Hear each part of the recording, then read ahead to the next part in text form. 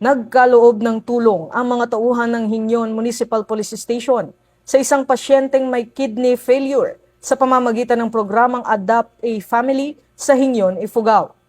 Personal na inihatid ng mga pulis sa tahanan ng benepisyaryo sa Mumpolya ang assorted groceries at isang sako ng commercial rice bilang tulong sa kanyang pang-araw-araw na pangangailangan.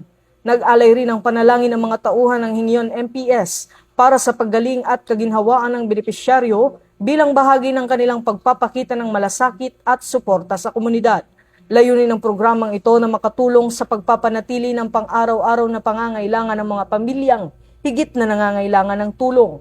Bahagi ito ng PNP Focus Agenda sa ilalim ng Active Community Support na nagpapakita ng makatao at malasakit na serbisyo ng kapulisan sa ilalim ng adhikaing Bagong PNP para sa Bagong Pilipinas. Serbisyong mabilis, tapat at nararamdaman.